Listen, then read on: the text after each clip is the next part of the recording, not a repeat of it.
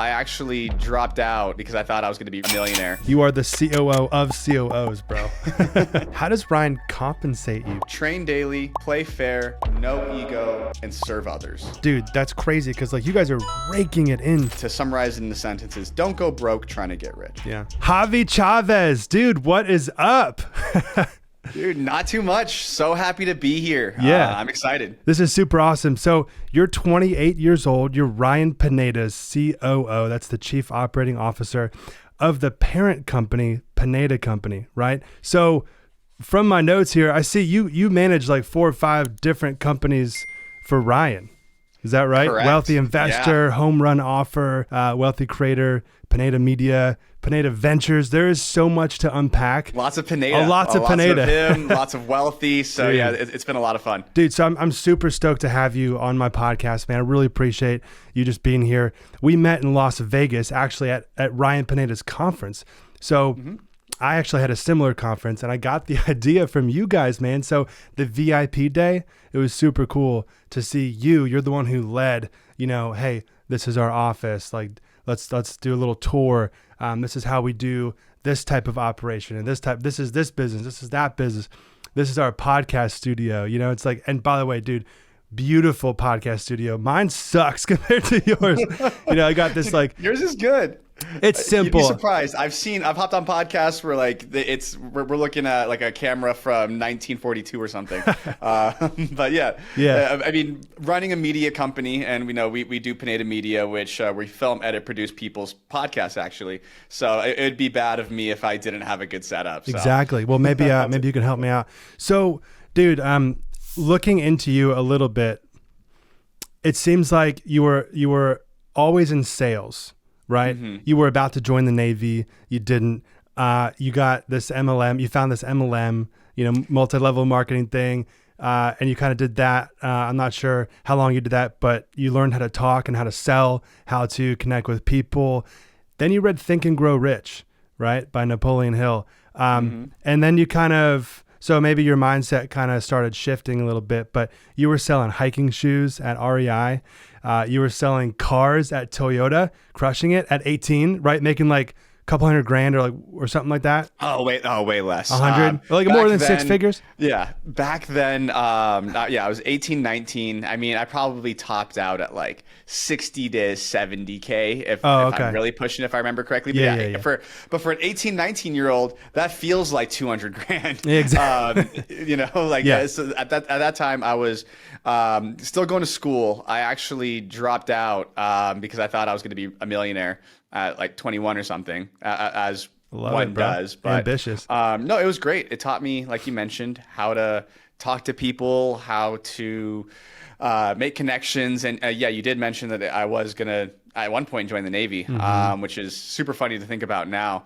But with that, I was able to get exposed to, Think and Grow Rich. That's where I actually found Grant Cardone, all of these like early gurus, and that really influenced like my upbringing and then also my desire to, hey, I can get entrepreneurial. I can use the skills that God's given me to now go make money. And so that was really like, at the time, it was really just, hey, how can I make the most money possible with the skill set that I have? And that's how I landed in sales. I love it, dude. So did you sell tech for like 4 years somewhere at a company? I did. So I worked at a few different companies. One of the companies I worked for was GetAround. They were backed by SoftBank. SoftBank famously also invested in WeWork, who just filed for bankruptcy. Oh, did they really? Yeah. Wow. So it's official. They filed for bankruptcy, and they're we'll see what happens to them. I'm sure some hedge fund's going to come in and swoop up all that real estate. But wow. Yeah. So I worked for GetAround. They were like the Airbnb for cars. So if you think about it, if Turo is Uber, right? GetAround was Lyft. In like kind of the comparison. My job was to talk to people who had these like rental fleets and then bring them onto the platform. One of the cool things about that startup was because it was relatively scrappy at the time, I think we were like our Series C. I was able to really poke around and see a lot of like the data, see a lot of like the back end on like how you build a really, really big organization. Yeah. Because they were doing, Multi-hundreds. tens of millions of dollars a year, Okay. which Tens is of really fun. millions. And I was able to apply that to what I do now. Dude, on that note, like Uber, number one in the space, blue ocean strategy, or the concept of they made a whole new ocean because there was no blood in the water. It was just like their own idea. I think Travis Kalanick kind of got the idea from his friend, but he was still like on the board for a while. But then there's like Lyft, right? Who kind of like tried to piggyback on Uber or the Turo thing versus whatever. Like, being the first in the space, is that the way to go? Or can you ride someone's coattails? In these scenarios, it doesn't seem to be successful. Yeah, I mean, I think you can. It just depends on who's better at execution, right? I think you could take. I'm sure there were other online bookstores before Amazon. I'm sure there was like pets.com in terms of like pet food and all that stuff, right? The .com boom. There was a lot of these first movers who created a new market or created a new industry, right? Blue ocean. They kind of blazed the trail, kind of like sometimes it can go one of two ways. Either they're a gladiator or they actually like blaze the trail and then they keep going. But sometimes it blazes the trail, not to cut you off, but for the people behind them to be even more successful because it just, boom, they can run right through the trees. There's no trees. They already blazed the trail. So absolutely. Anyway, I agree with that, and I think along that note too, it's like you have to consistently be innovating as well, like consistently putting yourself out of business, right? So we'll take Uber for an example, right? Started off with I think they were trying to be like a taxi service or a limo service Uber first, cab, right? Cab, and then got into like possibly doing limos, and then now they got into just car sharing. And then they got into the food space because like we have all of these vehicles, right? We might as well pivoting, adapting. Yeah, right. They implemented and adapted. And then you also look at a company, say like Blockbuster, right? They were the kings in the space, and then they actually had an opportunity to buy Netflix. Yeah, it's crazy. I think it was I forget what it was. It was like a lot, something low. It was a lot to them in the moment. Yeah, which turned out to be. They didn't think it was worth it low. In the moment. And then, Netflix came, innovated, and you guys know the rest of the story. So it comes down to execution and innovation. I think every company, no matter how big you are, needs to constantly be looking at your competitors in the space, new market trends, new industries, and put yourself out of business before someone else does. Yeah. So what's one of the couple biggest things that you learned from these, tens of millions or hundreds of millions companies that you worked for? Exactly that. So the last company that I worked for before working for Ryan was called Hopin. At the time, they were like the fastest growing company to go from 0 to 100 million. Second fastest behind Slack, like the business messaging software. So like how fast did they, like a year or two? In 2 years. 2 years. In like just under 2 years, they went from 0 to $100 million. Crazy, bro. Their thing was they did virtual event software. So they would host, like they would give you software so where you could like make it as close as possible to being an in-person event.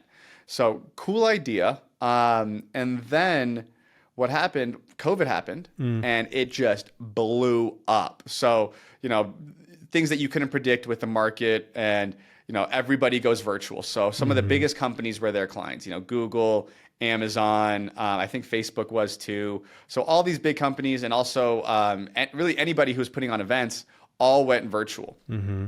Company blows up, goes to $100 million, and they just start spending the money like crazy. They hire like crazy. They went from like a 30, probably about a 50-person workforce to a 1,000-person workforce. Wow! Over the course of that year and a half. Well, hold on. Did they have systems in place to manage this growth, or was it totally like unorganized chaos? I was on the sales side, so it felt relatively well structured, right? But the more I looked into it, the more you kind of look like, oh wow, we're just hanging on for dear life. So I think they brought in a lot of very smart people for sure, because a lot of people were expecting virtual events, to be the next big thing. Just, with the way COVID was rolling. And so they got a lot of smart people from a lot of smart companies. I think we had like a VP from Amazon came over, a lot of like really high level individuals to like help build this thing out. But what happened was, and back to your question about like the lesson was, you can't predict the market forever. We capitalized and we saw this big opportunity, and obviously it paid off. But then once things started opening back up, less and less people wanted virtual event software because they were so eager to get back face to face. And that's the same reason why now we do the wealth cons every quarter. Yeah. We do workshops every month because people love that face to face interaction. And, that's how we met. That's where we met. Yeah. So exactly. Dude, I want to talk about Pineda Company, bro. I want to understand, Ryan Pineda, quite the guy, right? Quite the mind to, and I've had multiple businesses, and it's a lot. So I'm actually trying to scale back and just focus on my construction company, go from 8 figures to 9 figures. That's kind of what I'm focused on now. But so explain to me that, why do you need a parent company, and what is your role in the parent company? What do you do day to day, with these other companies? Yeah, I mean, I don't think you need a parent company. Yeah. But the way we operate, we do, right? Because we have, like you mentioned at the beginning of the interview, so many different businesses, right? We have our core house flipping / investing operation. That's Home Run Offer. We do about 100 transactions a year here in Vegas. Then we have Wealthy Investor, which is where we teach people how to invest in real estate. We have Pineda Capital, which is our syndication. We're raising for a deal right now in Iowa, another 132 units. And then we have Wealthy Creator, which is where we coach people on how to create social media content. Pineda Media, we film, edit, produce. So a ton of stuff. Pineda Ventures, where we partner with people on their businesses. So this is is that the new one? Relatively new. So we have 2 business acquisitions that we've locked up. We're negotiating on a third one, where we're taking either a majority, minority stake, whatever it is. Think of it like Shark Tank, right? People pitch us, we decide whether or not we want to invest, and depending on how big of the investment is the size of the resources that we dedicate to the company. Right. So with all of these things that we have going on, we need to have some sort of shared resource for all these businesses. So that way they don't have to go out and create all those things. For example, Pineda Media can help the marketing for all the other companies. Exactly. Okay. And that's what's happening right now. So we all of our editors, all that stuff, they help edit. What about all TrueBooks? The other brands, all the other businesses. Yeah. And so along with that, right, not everybody can we'll take Pineda Media, for example. There's probably 15 employees over there. In a traditional startup, if you had 15 employees, you probably don't have HR. You probably don't have a CFO or any of these other things. But because we have the parent company that, along with myself, we have some operations coordinators, we have HR, we have a CFO, we can use those shared resources for the smaller businesses. So everybody wins in that situation. Is TrueBooks still a thing? TrueBooks is actually our first sale. It's our first exit. So wow. We do still utilize TrueBooks for our our own internal books and all that type of stuff. But as a company, Ryan sold it with his partner. So dude, that's awesome. That is a win. So what do you love, working for Ryan? What do you love about it? Yeah, I mean, there's a lot. And last thing about my day-to-day, then I'll get into that question. Yeah. So a lot of my day-to-day is centered around checking in with each individual leader, right? So every business has another COO, or we call them a bull, business unit leader. So so they're the leader of that organization. So my job is to check in, make sure that things are going well, make sure that there's no blockers, and I can provide the resources that I need to that company. Also, my background's really deep in sales. So I spend a lot of time working with the sales teams. We're adding new products, services all the time, which is part of the thing that I love about Ryan and working for him. So we're always developing new pitches, new structures. So just making sure that, the sales team is firing on all cylinders. And the role of a COO changes from company to company. For us, we're so sales and marketing heavy. It makes sense to have me in that seat because I I just understand that side, that world really, really well.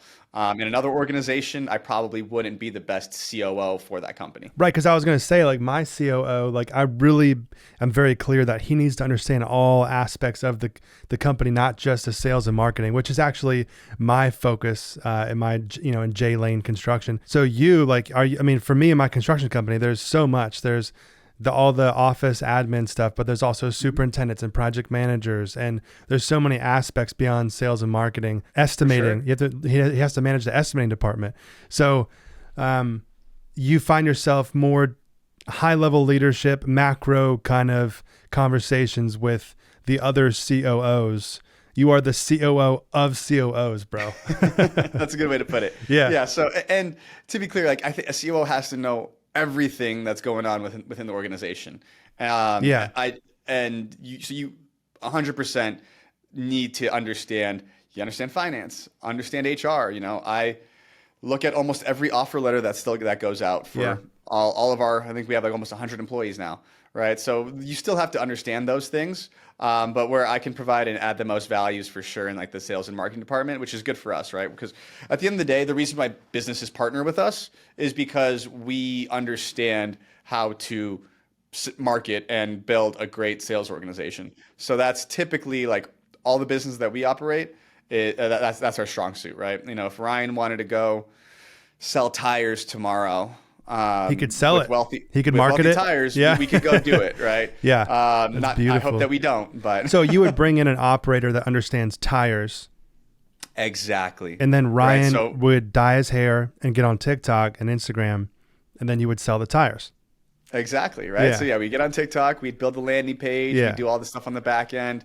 But yes, to answer your question, we would have a COO or a business unit leader who understands that industry really, really well, right? Yeah. So for example, our COO at Home Run Offer, he's been working under Ryan for like the last 4.5 years in that business. So he understands, acquisitions, dispositions, how to manage contractors, how to deal with the title company, all of that nitty gritty stuff. He's the guy that understands everything at a deep level. Yeah. It's been good. But you asked about my favorite thing working for Ryan. I think it's that, every day is different.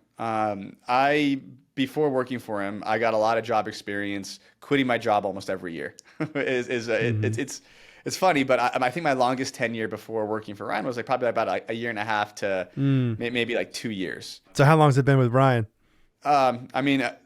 About almost 2 years now. So okay. I'm getting there. Well, dude, if you want to come work for me, let me know. I'm just kidding. No. But the thing that with Ryan or previously, I would just get bored, or I would say, you know what, like I've kind of maxed out where I'm at here. I'm probably not going to move up further really in the company. There isn't an opportunity for me yet. And it's just like I've figured it out. I understand how to sell this product. I understand, how to run this paid ad, whatever it is. But with Ryan, every single day is different, and there's new opportunities, new challenges, new businesses that we're starting. So it keeps me engaged. And so that's my favorite thing for sure. And it's just fun. We put on these events every quarter, now every month. It's nice to see kind of the fruits of your labor. So yeah, we're doing a workshop a month. Dude, that's crazy. Cause like you guys are raking it in too. Like I came to the event and it's like, it was a $4,000 or $5,000 ticket, I think, for VIP, Yeah. The crazy thing is there was 1,000 people there. Sales. You what? Yeah. We break even on ticket sales. So the thing that people don't understand is I'm just for the venue in Vegas, it's about $500K. Right. For the venue, after parties, all the miscellaneous stuff that go into getting the event set up. Yeah. Then we spend about between $150,000 to $200,000 on ads just to get people to the event, get butts and seats. Yeah. Right. But then the payoff is yes. We'll do 7 figures at an event every time. Just from, coaching sales, the networking that gets made, connecting with you and connecting with all the other people, that's where all of our business deals have come from. That's a big deal. So don't cry over us, but it's definitely net positive for sure. Yeah. there's a lot of opportunity. So I'm just curious, man, like how does Ryan compensate you, bro? Like I don't need to know numbers. I'm just saying like salary, commission based. Do you have equity in any of these companies? I started with a salary plus commission. Probably almost 9 months ago now. I went to Ryan. I was like, dude, the salary's nice, but it's really not doing much for me. What I'd rather do is just give me a percentage of revenue in all the businesses, right? And so of net, right? So my job, obviously, like a sales manager, because that's how I started. I started as a sales manager, then moved progressively into the COO seat. But a sales manager, I was getting a percentage of top line of gross revenue from the sales team, and then when I moved to the COO seat, I was getting like a really small percentage of net revenue. And I was like, just make my entire compensation net revenue for all the businesses that I oversee. That's beautiful. That's what I do with my people. Recently, like this year was 10% of my net profit just gets dispersed based off of three things: their position, their tenure, and their performance. So that's huge. Performance reviews are a big deal. Their tenure, how long they've been there in the company, it's kind of scaled, weighted like 2 to 3 years, or whatever, 1 to 3, it's 3 to 5, that kind of thing. And then their position. So my COO is going to get more, and my sales guy probably is up there too, than my laborer or, whatever, assistant, superintendent, assistant, project manager. So yeah, I found it a really good way of, hey man, there's this dumpster and I'm a superintendent on the site and we're paying $500 a month. Let's call it in because we're not using it right now.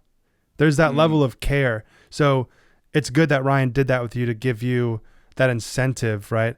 Totally. And I think everybody who we have in the organization, very similarly, right? So all of our COOs are the same way at all of our different businesses. They all get some sort of percentage of the revenue. And like you mentioned, a lot of our higher up positions are very similar, right? I have a head of customer experience at media. I give her a percentage of the retention revenue, right? So everybody in our organization, we want to implement some sort of profit share if they're higher up in the company, just because it makes everybody aligned for the same goals. And everybody here, just because of the nature of what we preach and talk about, is pretty entrepreneurial. So it's a great way to keep them too. That's really cool, man. So like Pineda Ventures, man, is it similar to like Cardone Ventures? So it's funny you bring up Cardone. We are a pretty similar, like comparable. Yeah. Obviously we have very different like ideals on a lot of things. Right. But the business that they're making, like I'm a fan. And it's very similar in that regard. So Cardone Ventures, from my understanding, they also do like coaching and stuff like that. So we actually do that as well. We have a program called Wealthy Business. We actually just rolled out our high ticket as well over there. So used to be, we would just it's 2 group coaching calls. We coach people on how to, just build a 7-figure business. Essentially, that's like the core. Have like a big long curriculum, 2 coaching calls, all that good stuff. Then the next step is into like our higher level coaching, where we do like one-on-one stuff with you, all of that. And then assuming you just keep crushing, at that point that we would probably partner with you at Pineda Ventures. And that's the Cardone Ventures model. Yeah.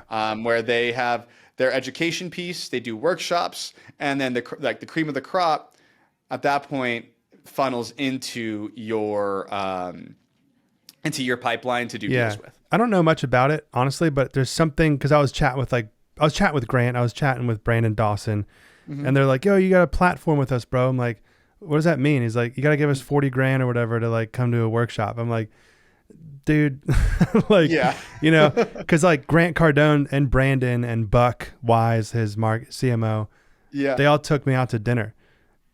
Nice. Yeah, there were like 3 or 4 other like contractors there. They're like, we want to get into the construction space.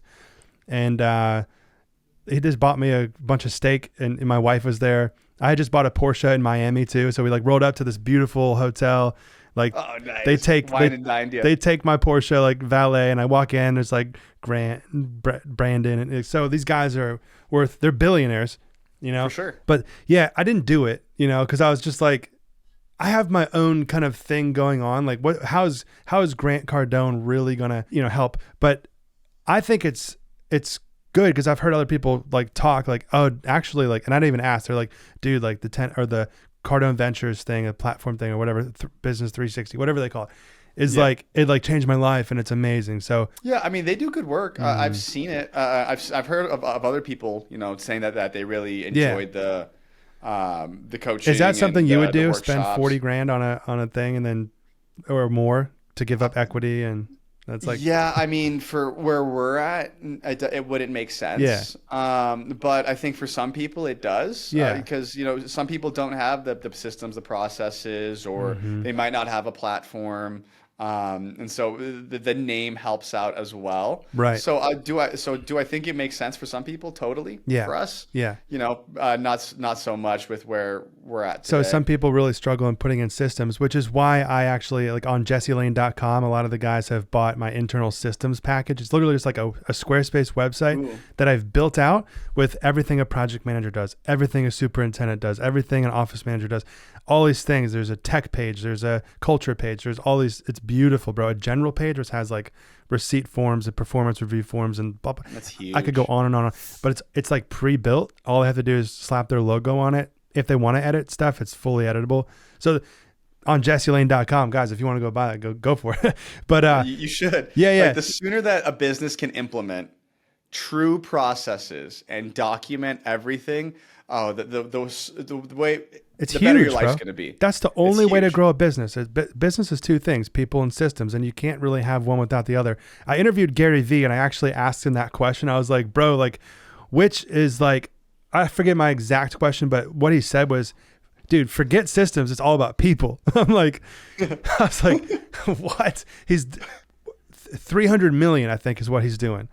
Yeah. And how many employees? I'm a firm believer in, great people can outperform great processes. Meaning, if you have great people and average processes, that'll outperform great processes and average people for sure. But to your point, if you have great processes and great people, bro, you're going to crush everybody. They'll crush everybody. So, that's what I'm trying to do, man, is like, it's really hard to find good people, and it's really hard to actually sit there at night and like write every button click on a process or just create. But it could be as simple, guys, as just like creating that Loom video, right? Embedding that on your Squarespace website or whatever. I mean, a lot of guys just have like Google Docs, right? Yeah. Or Google Sheets. And that there's nothing inherently wrong with that. It just, I like to have everything all in one place. Not everyone is good at knowing folders in Google Drive and putting things in the right spot or editing your template or whatever. So like my Squarespace website, or you can build your own, mine's pretty done, but whatever. You could literally click a button and it downloads a Word doc, an Excel file, a PDF, whatever the document is, straight from the cloud. They could click it 1,700 times, unlimited times, and it'll just always be a fresh copy. So they could butcher the template and just, oops, let's download another one. Because that's the thing I used to run into. I'm like, oh, I need to systemize. Great. Google Drive. Here's the Google Doc or Word doc, whatever is sitting in the Google Drive. And it says template on it with an asterisk, and it's all caps. It says template. But my old project manager, whatever, like the generation or anyone that doesn't understand technology, I'll say it that way, just would butcher the templates, or like not do it right or whatever. So it is important to clearly list out, number one, download the template from this link. Number two, screenshot, arrow, screenshot. And it arrow. makes it easy for accountability too. Yeah. Just to make it like so clear exactly what you need to do every single day. So there's no ambiguity. And, on the other side of the coin, if you ever need to fire somebody, if you ever need to whatever, you have everything so clearly laid out that you've held them accountable to. Because the worst thing you can do is, as a new entrepreneur, bring somebody on. You don't give them clear roles, expectations, SOPs, and then you get frustrated that they're doing it wrong. Yeah, why are they doing it this way, bro? Like, I know, don't they just know? Yeah, and they should know, man. For me, in my sometimes I get frustrated. I'm like, well, did I set the right expectation? Did I do everything? So how do you build systems, bro? Because otherwise, you're gonna fail that person. Yeah. In 3 months, and after 3 months, you've already burned it. You can't now come in and try to give them SOPs and processes because it's going to look like micromanagement. Yeah. And then, unfortunately, you guys are going to have to part ways, is what typically happens, because it just didn't work out. Yeah. And it's all because you didn't put together processes. It's your fault as the business owner. Totally. Yeah. It's 100% so you're a systems before people person. No. I think I'm definitely a people before systems person. I think. No, I mean, like I order said, of events, not importance. Order of events. yes, totally. Okay. 100%. Okay. You have to, and then this is coming from somebody who didn't always put out the processes prior. You have to implement your processes, document them, get clear on what you need that person to do. And that'll also help you hire the person, by the way. Yeah. If you lay all that stuff out before, because Yeah. now you have the right personality. It's so good. Then you measure their performance reviews based off of what's in your systems, based off of what's in your core values. What's your take on core values, bro? How do you have core values for each different sub our company? core values, we had 4. We actually rolled out a 5th one. So our 4 are train daily, play fair, no ego, and serve others. And then our last one now is faith. Oh, wow. Yeah. So obviously, I think Ryan's pretty vocal about his Christian faith. Yeah. But that's not necessarily what it means. It just means that we have these big goals, right? And we're doing so many new things and trying so many different tactics, right? Because we want to be $100 million company. That's like our North Star right now. Same, mine too. Yeah. And so you have to have people who believe in the mission who are here, right? And because we've grown so quickly in a very short period of time, a lot of people who they just might not get along with the new vision. And so you have to have faith no matter what to work here. But yeah, those are our 4. And so my hiring process, we first have to measure against the core values, right? If you don't align with those, I don't care how talented you are, you just can't work here. So, and all of our employees know our core values. We put them up on the wall. So I think it's extremely important. But when a lot of people probably listen to this podcast, they hear core values like, it's fine. Yeah. But if you don't define your core values, somebody else will, and it'll probably be your employees. And it's going to spin out of control. Yeah.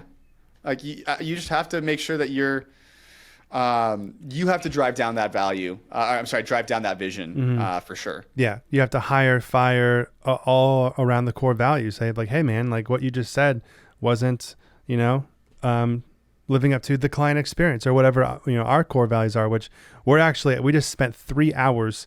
We had some drinks. We went to this place called Fourscore. It's a beautiful golf virtual golf, but we sat outside in the patio. We're just fun. Busting out our core values, our 10-year vision, our 3-year plan, our 1 year, everything like that. And then our quarterly rocks, and our issues list, like a lot of this traction based stuff, which I'm actually finally reading the book Traction, which I recommend to anybody to read that book.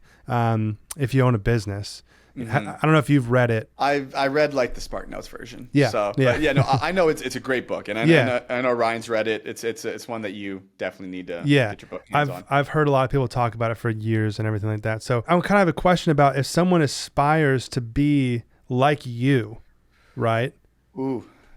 What would you say to them? Like a COO, if they want to be a COO or find that CEO that they want to follow. I'm lucky. Well, luck is also a collection of, hard work, but I'm lucky that I got around the right people. I think if I could boil it down to a few things, it's getting around the right people in the right rooms, but more importantly, having the right skill set that caters to what that person might need. Yeah. Right. So I'll tell the story about how I got even linked up with Ryan. I was about to ask. I didn't want to cut you off, but yes. How did you meet Ryan? Yeah. So I was in tech sales. It was finally for the first time in my life, I'd made a little bit of money. Had nice savings because I was even though I was making 60, 80K a year at 18, I was spending way more than I was making, and just being an idiot. And then I was making 6 figures, saved up some cash,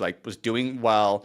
And then I find Ryan on TikTok in 2020, and I joined his coaching program. Because I was like, I want to get into real estate. So I paid to be in the room. So, and then I learned how, and with no idea that I wanted to work for him or anything. I want to learn how to invest in real estate, and flip houses. So I started doing that part-time. So I do that for the next 2 years part-time while I'm still working in tech. And then in February of 2022, Ryan's coming to San Diego, where I lived at the time, to go for a speaking engagement. Because I was already in the coaching program back then, there was, you were in our office, that upstairs area, that glass conference room. Yeah. That's where we used to hold our first like networking events. That was everybody in the entire coaching program was there. Now we're doing the hotels and stuff, which is so fun. Crazy. So the community was small. There's probably like 30 people in the program when I joined, right? So like at that time, everybody gets Ryan's number. You messaged him. He was coaching you. So he hits me up and he's like, hey man, I'm coming to San Diego. I want to go golf. Let's set up a tea time. So great. I set up a tea time and him and I are just kind of talking. I'm like, hey man, I'm kind of at a crossroads here. I could go full time into tech, go be a VP of sales or something like in a few years, or I could go on real estate. I'm not super passionate about flipping and wholesaling houses. It's great money, but it's not my thing. And he's like, well, at the time, in the back of his mind, he was building out the parent company. And so he's like, well, I need a sales manager. So we started talking more about that. That was a Friday. We do like a handshake deal. Sunday, he sends me a text message offer. Monday, I quit my job. Wednesday, I'm working for Ryan. That's amazing, bro. Yeah. So, but the moral of the story is I was developing my skills as like a sales leader. Yeah. And really I've always been a student, like just trying to take in as much information as possible, and learning relevant information. Right. Right. And then, so that way, when you get your shot, when you're in the right room, you're able to provide value and, there's alignment there. So someone that's like, in the early parts of their career, the answer is develop your skills. 100%. How can they do that? Do they need to go work for someone else for 2 years? I would say yes. I mean, even me right now, right? I would be what's considered like an intrapreneur, right? Developing my skills under somebody else, even though, I'm going to be with Ryan for the long haul. Yeah. As long as he wants me. But for somebody who's just starting out, I think you got to take a look in the mirror first and understand, like, what are you decent at and what do you enjoy and what can be developed, right? Not everybody's going to, like, I can't just give a blanket thing and say, hey, everybody should be in sales. That's not necessarily the case. I think sales is a great skill set to learn because everything's sales. But you got to, if you're great at marketing or if you have an affinity for the operations side, like, just understand what what your natural abilities are and then triple down on that. And then as you're developing your skills, start getting into these rooms. Start paying for the masterminds. Even us, we've probably spent about $100,000 to $150,000 this year on education for ourselves and masterminds. Ryan went on a retreat this week, right? And so it's himself. I think Brandon Turner's there, a bunch of other people. So like he's in his own masterminds. Yeah. I'm in a COO mastermind as well, right? So that way I'm getting coached up. So it's like, don't stop developing your skills, get in the right rooms, and then you should know a little bit of sales because then you got to be able to sell yourself and sell your idea. Exactly. Sell why you should, why you're valuable. Now I have a question for you, bro. That's a long-winded answer for sure. No, it's beautiful. It's a beautiful answer. But would you ever want to start your own company? I think the plan, let's say, God forbid, like the lights shut off tomorrow at Pineda Company. Like I'd probably end up in probably doing some like chief revenue officers type stuff. I'd probably maybe start my own consulting thing. I don't know. But I think that that would essentially be the path because I think there's a lot of I get a lot of gratification and I get a lot of fulfillment in seeing a lot of our students be successful and me sharing the knowledge that I've gained and seeing them succeed. So I think if at any point down the road, I'd probably end up starting my own thing and doing some sort of consulting / education. And on the flip side, it's also just massively scalable, right? Like I've just seen what the info business is like. Well, let me ask you some questions, bro, because I have a couple online courses and the info business seems amazing because I like jesselane.com. It's passive. Like you buy my digital template, a spreadsheet, a construction thing, the internal systems, how to market your construction business, looks like some good espresso, or how to use a Mac for your construction business. I have like different online courses and there's going to be tons more estimating, project management, sales. Like I'm going to go for it. But what's the aspect between your time spent coaching or hiring a coach to coach the people that are in part of your mastermind or coaching program versus passive, like what I have set up where I've already made $250,000 this year just on YouTube. Congratulations. Just That's on huge. YouTube. Yeah. And I didn't do anything. Like, I put a lot of back end work, like building my Samcart, like my JesseLane.com. I use Samcart for the back end. It's like my payment processor and my product hosting and, like building out the product images and like all the back end work that no one even really will ever see, but it's there and it works beautifully. And it just like the link, just the credit card just gets auto-filled and they're just like, boom, Apple Pay, boom. Like these things, I had to build it. But now it's built and it's like 20, 30K a month, just like on YouTube. And all I do is make a video a week or do a podcast and be like, yo, JesseLane.com. And it's awesome. And I appreciate you guys buying it. Anyway, I don't know if there's a specific question there. I'm just kind of. Yeah. I mean, I think info is so great for that exact reason. Yeah. It can be extremely passive, right? But at the end of the day, unless you continue to really pump up your following, it's not as. I'm not sure if scalable is the right word. Well, what about ads? Like there is a bit of a ceiling to it every month. Ads though. The difference with kind of like what we do with coaching is it's a lot more viral, meaning if I can get people more success in this community, I love it. more people are going to invite people to the community, and it's just going to continue to grow, assuming you have a great product and you make good on your promises, which we do. And so you can just charge higher ticket, right? Like Ryan charges $100,000 for one-on-one, right? So like, fun, and that's 6 hours of his time for you get one call a month for 6 months, right? And people pay it and people get value. Wow. You can't do that with a course, right? Our high ticket for like our all-star program, which is where you get an accountability coach. So they sit down with you to make sure that you're hitting your goals. You meet with them weekly. We have 17 coaching calls. Ryan only does one, by the way. But we have 17 different coaching calls that people can tune in on all things real estate. And then we charge $30,000 for that, right? So it's just way more scalable, right? So we'll do 7-figure months. Love it, bro. Yeah, yeah, which is great. But can you do that selling courses? Yes, but I think there's a very select few people. Like I'm sure Gary V. I mean, Cardone does a ton, right? It's not like, but his is coaching too. Gary doesn't do any of it. I think there's an element of coaching. Yeah, it's interesting that Gary doesn't do any of that crap. His whole thing was his NFT thing. That was his whole. He'd been jabbing for like 20 years or whatever on social. I don't know how long. And then he did the right hook, which was the ask. Yep. And I bought an NFT. That's how I met Gary. That's awesome. Yeah. Yeah, and see, it worked, right? Like, it worked, man. But he's made hundreds of millions. All the way back to community. Yeah. Right. So Gary, when he finally did his right hook, he went for the community play, which I think is great. Yeah. Because again, it's just all the opportunities that get created because of people who pay to be in the room. Right. I'm sure that there was a ton of business deals that got done, a ton of other things from the other NFT holders. Yeah. And that's why we did the same thing. We have our Tykes community. Right.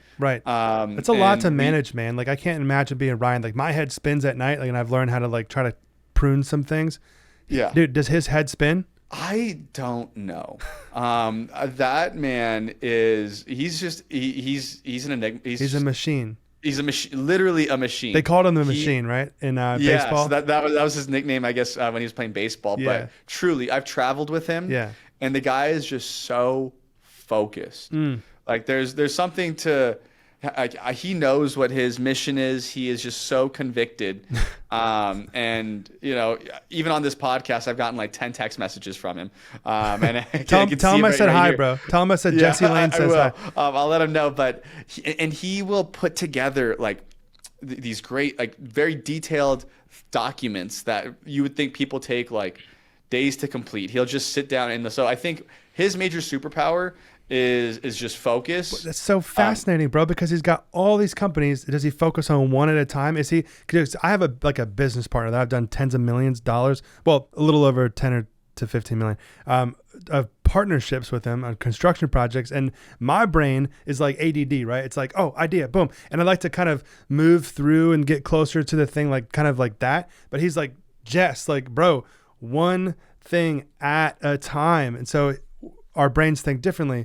Is that a case with you and Ryan? I think we work pretty well because I can also bounce around, not as well as he can, but I can bounce around from thing to thing to thing. And again, that's also where having great people in play, right? Yeah. Where he can bounce in, give his 10 cents, and then move on to the next thing. Where somebody else now will take that and go develop the entire business plan and go do it, right? So we have these leaders in each business that allow him to come in, be the innovator, do whatever he needs to do, and then bounce to the next thing. Right. But I mean, just taking a look at his schedule, like he'll do, like he was on a capital raising call yesterday.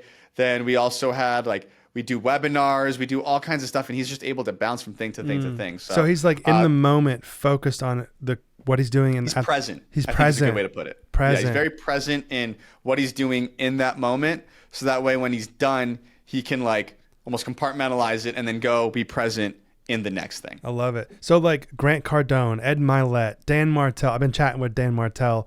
Yeah, Dan's great. Dan's a cool guy. We're not texting, but we're DMing. But he's like, I'm like, dude, am I talking to Dan right now, or am I talking to one of his?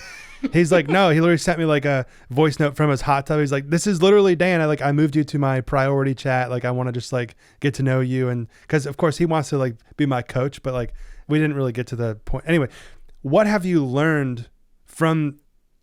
Have you been able to rub shoulders with some of these people? We did a VIP dinner, it was a diamond dinner for our last event with Ed, Ryan, and 10 other really big ballers. It was who? Ed Milet. So he was at our last WealthCon. Yeah. So we did a bit. One of the part of the things was we did a dinner with people. But anyway, so I've been able to sit down with him. Dan also same thing. Cool guy. He was at one of our, I think the WealthCon that you were at. Yeah. And so we did a dinner with him.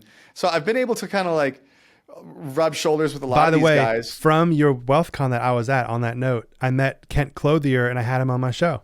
Nice. Yeah. Kent's awesome too. We were just in San Diego for another one of our students events, and he was speaking there too. So I haven't really met Kent, but he seems amazing. Good guy. Yeah, really cool guy. We got his personal cell phone. I got Brandon Turner's personal cell phone. I got Brad Lee's personal cell phone. I just run into him in the hallway multiple times. I'm like, dude, what's up? I'm like, yo, I'm a GC in Jacksonville. And he's like, I'm scanning my thing. And so we're just texting. So I could reach out to Brad or Brandon and have him on my show. I did with Kent, but maybe I'll do Dan. But dude, I wanted to bring you on. So what have you gleaned from all of these? So these people are kind of up here, right? They're kind of thought leaders. So the big thing is don't sell yourself short, I think, is one of the things that I've taken away from it. Everybody has unique skills, a unique story, and people I'm not at that level yet. And maybe you haven't achieved the same levels of success that some of these people have, but you aren't that far off. I think for anybody who's listening, you're one or two great deals away, a little bit of knowledge away from really getting to that level. They're really good at articulating their story. They're really good at communication, sales, all of these skills that we've talked about today. They've developed them. And the other thing too is they figured out their purpose. In their life, whatever that is for them, they've really internalized it, and then they have the same kind of focus that I think Ryan has. Any of these entrepreneurs that I've rubbed elbows with, gotten dinners with, just been around, they all kind of number one, they're very genuine, and number two, they have an extreme focus about them of what their goals are, what their desired outcomes are. And they keep working until they get it.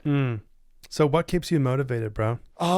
Right now, it's being around those people too, and it's kind of the same answer that I just gave. Where I'm I'm not that far off. Right. I know they've achieved more than me, and they're very impressive. But you're a few good deals away, and it's for me, it's I want to get to that level. my goal, maybe I don't need to speak on that many stages or whatever, but as far as success goes, monetarily, lifestyle wise, all that, like that's the end goal. So I think I'm blessed that I get to be around all of those people, and that's what keeps me motivated. It's just seeing, I see the light at the end of the tunnel, and it's literally like looking at me in the face. And so I'm like, okay, like that, I just want to keep going. And you know, I'm saying, I just want to have everyone talks about financial freedom, but the freedom to go make decisions, do what you want when you want to do it. Exactly. And I'm blessed that I'm pretty, like, just about, I can't go buy a Rolls Royce tomorrow, but just about anything that I wanted to do, I'm blessed that right now I can kind of go do it. But there's levels for sure. And yeah, I know it's kind of a vague answer. No, it's good. Yeah. I think it's really just the security, the freedom to be like, you know what, like I went to Greece this year, which was super fun, but like things like that. It's like, hey, if I want to go pick up and go take a 2-week vacation, like I can go do it. Are you able to do that? Does Ryan kind of like, bro, my COO can't just leave for 2, or is it like, can you work remotely, or are you able to kind of work-life balance or, you know? So there is work-life balance. So part of the reason why all of our brands are wealthy, it's because it's all centered around the wealthy way. And it's basically, to summarize it in the sentences, don't go broke trying to get rich. Yeah. Right. Like Ryan, for the longest time, has been home by 5. Most days, I would say he's home by like 5:30 at the latest, because he wants to go spend time with his family. Yeah. We don't make anybody work weekends. And you know, it used to be 10 to 5 for a very long time in the business. I came in, I was like, dude, we can't do that anymore. But the point is that yes, he's been gone for the last week. He's partial vacation, so he took the kids to Disney. Good. And then I think he's at a wedding right now. And then he also did some stuff with Brandon Turner and Tim Tebow.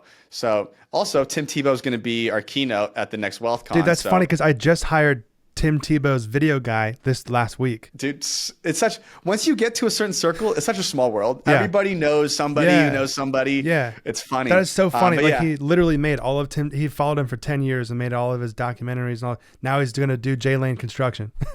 That's so awesome. It's so cool. Yeah. Yeah. So he's coming out to the next WealthCon in January. Nice. But yeah, so the point is that, so Ryan, he takes time off as well. He goes on maybe like one or 2 vacations a quarter, roughly. And so it would be hypocritical for him to then come to me and be like, no, you can't do that. Right.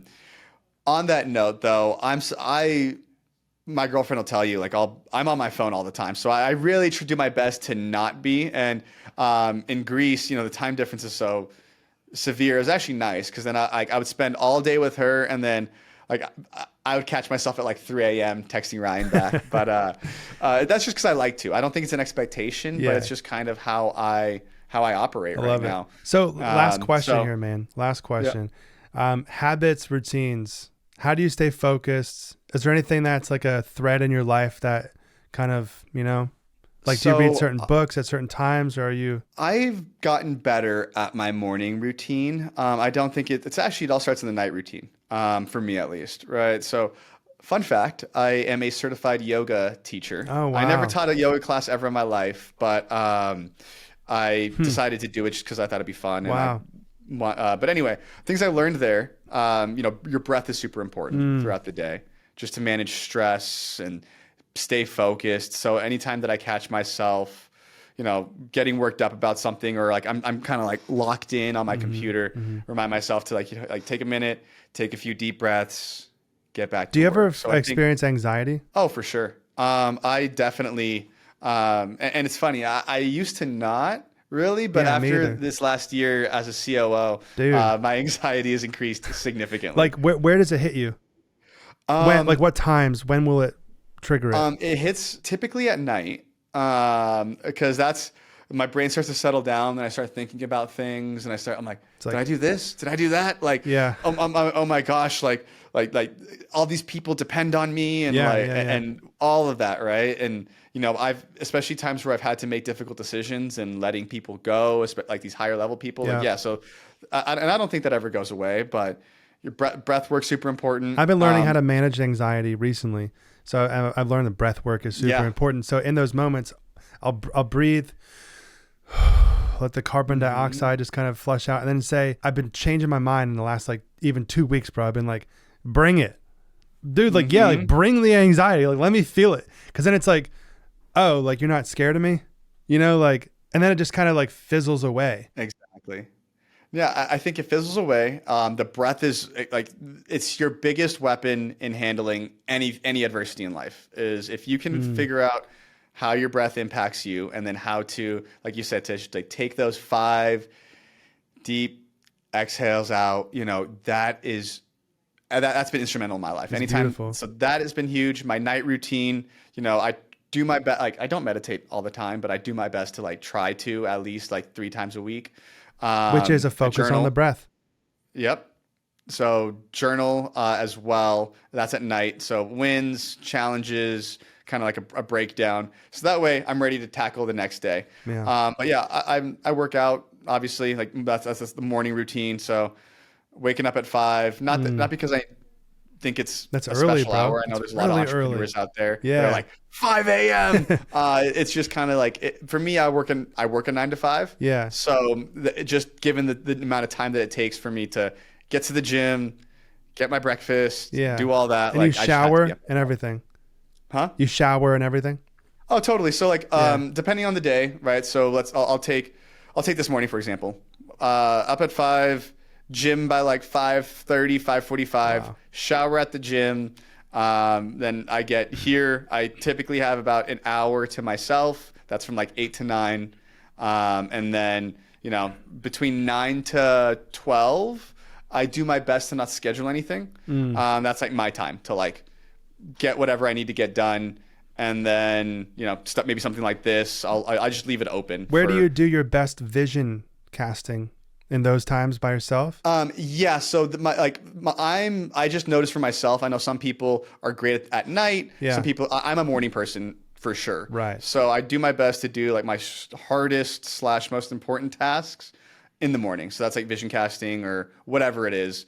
I try to do it between like that 9 and 12 hour. That's like my most. By the way, just for our listeners, like I'm the complete opposite. So like if I got up early, like I would be so struggling so hard. So it's like from like whatever time to later in the evening, like that's my midnight oil. I'm burning that juice, bro. It just hits me.